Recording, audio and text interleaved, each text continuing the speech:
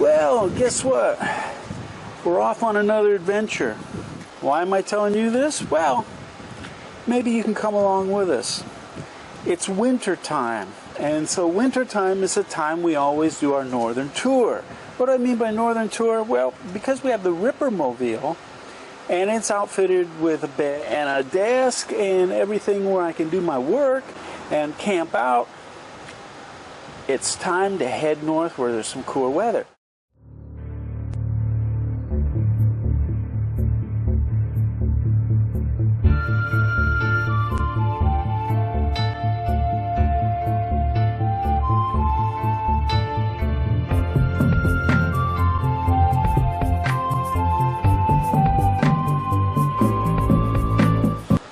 Now, because the Rippermobile doesn't have like a self-contained unit with air conditioning and a generator and stuff, we have to go travel and camp in the wintertime. So that's what we're off to do. So you're going to come along with us. We're going to check out some new places where we can camp out in the Rippermobile, make some new distinctions, enjoy the cooler weather.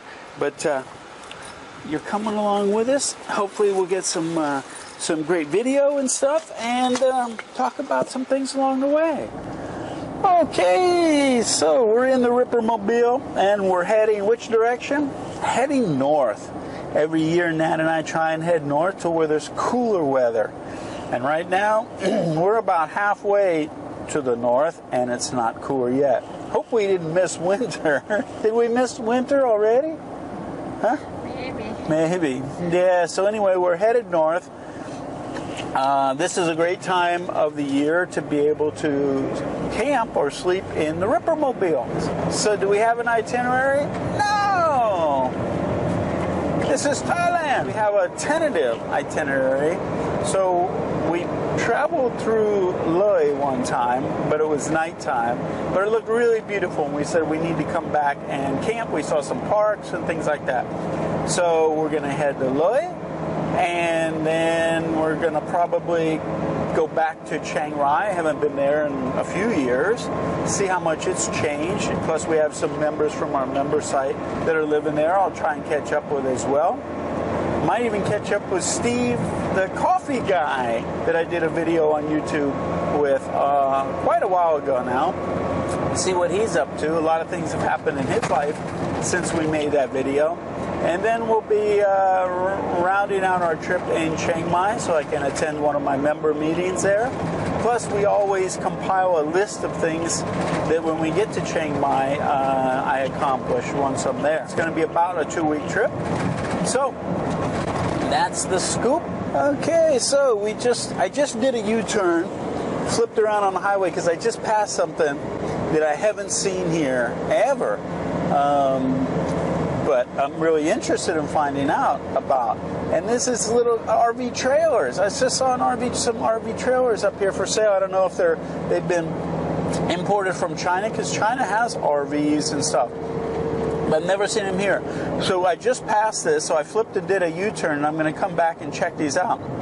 I'm interested in seeing how much these are here. I'm not sure what kind of vehicle you need to pull them with. You wouldn't be able to use the Rippermobile, but probably a pickup truck.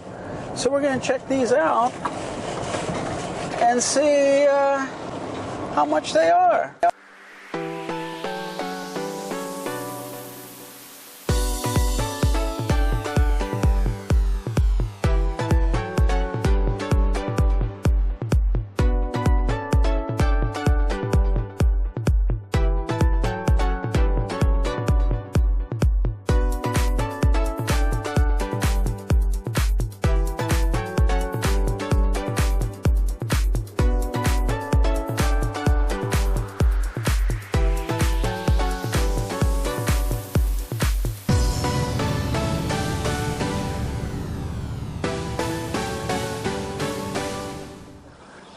So this is the scoop. We got the scoop from Itinerary.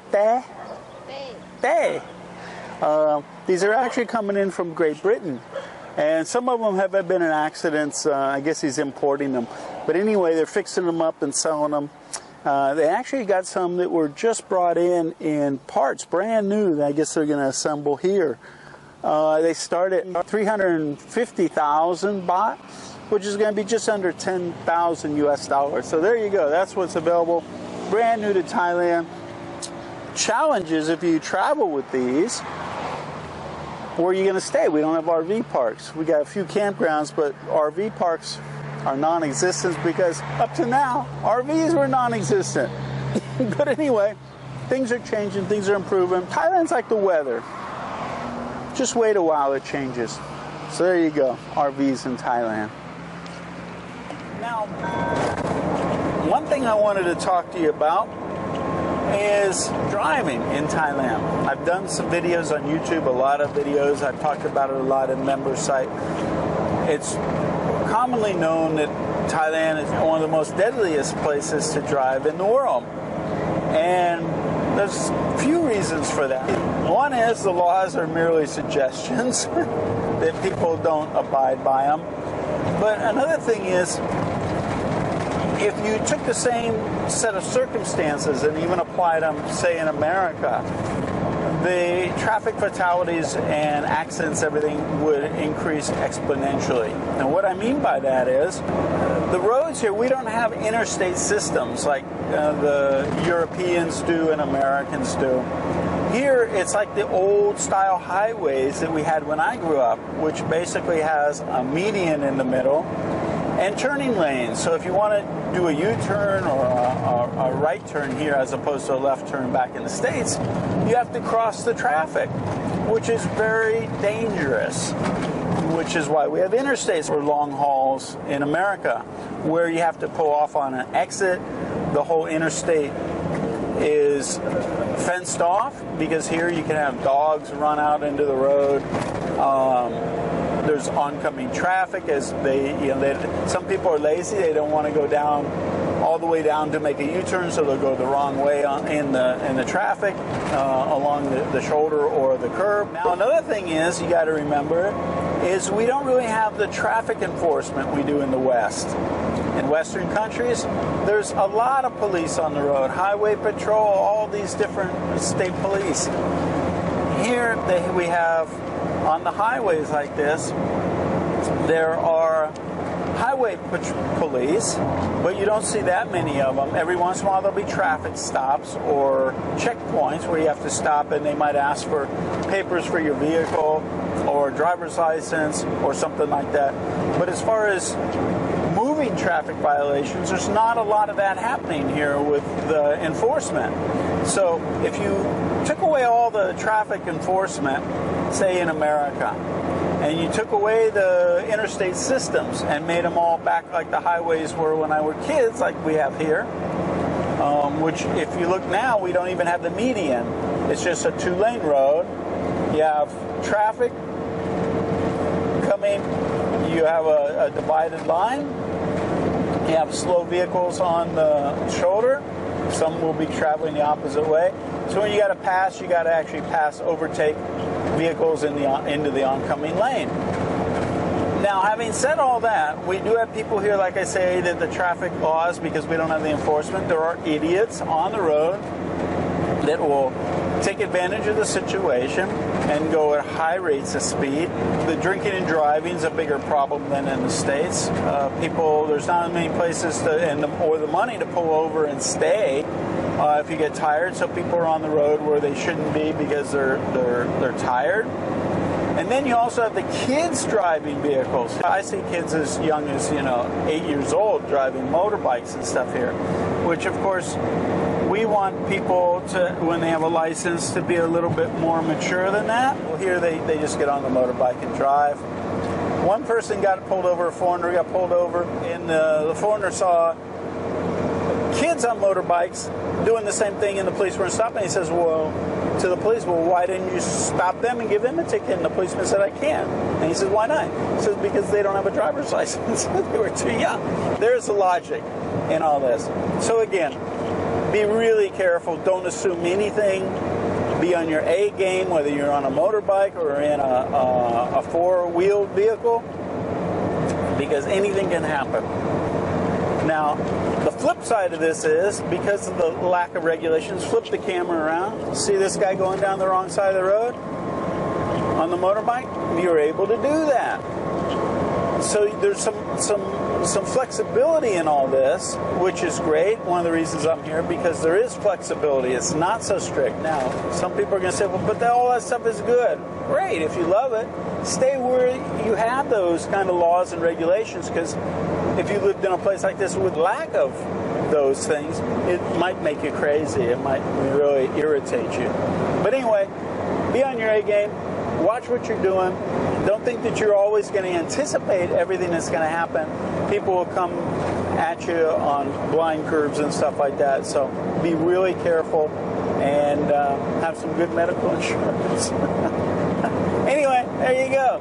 There's my JC's driving tips. And we're off to do our northern tour. So come along with us.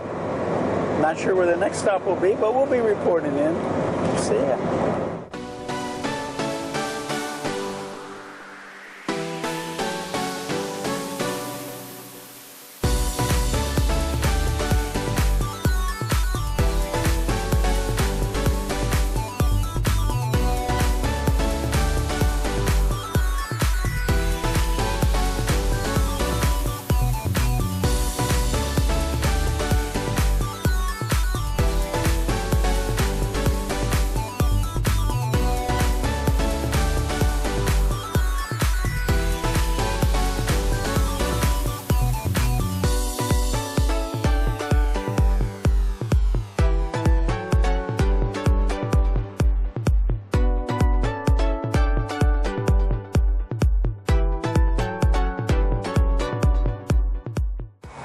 So one of the upsides of what I talk about of the thriving, exploding middle class in Thailand are restaurants and things along the highways. Now we're on a 2-lane road and all of a sudden we're passing by and I see a restaurant called Eat Sleep Cafe.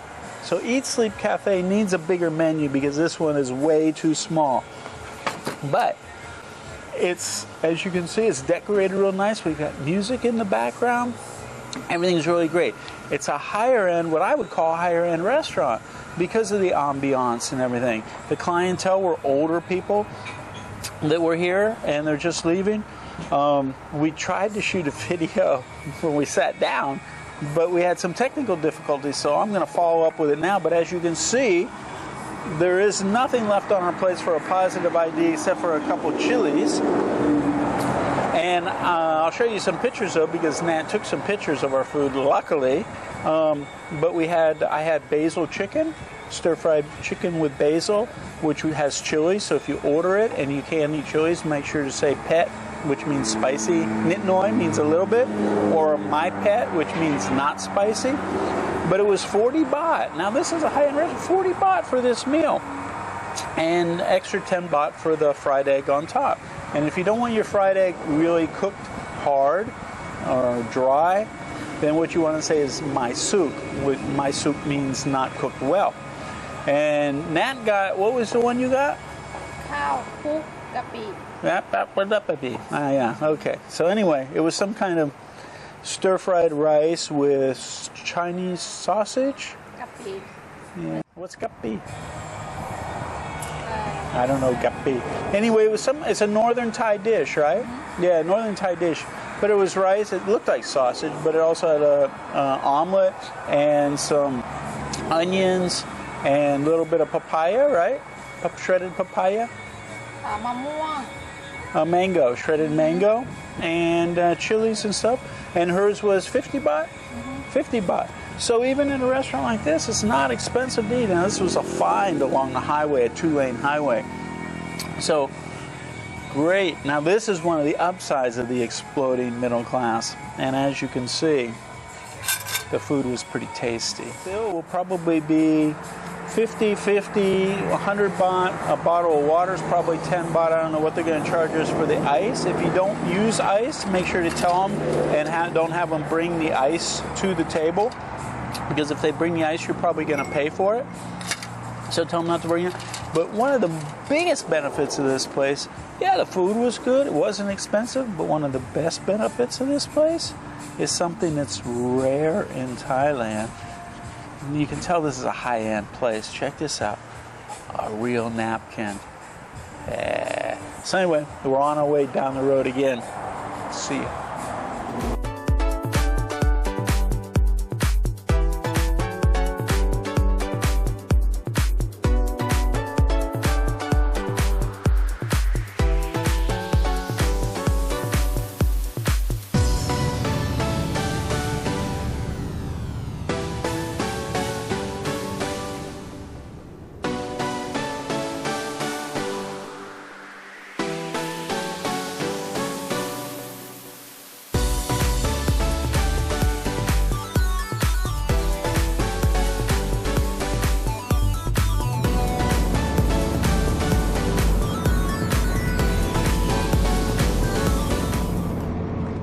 Hey, JC here. If you like that video, make sure to give us a thumbs up and subscribe to our channel here.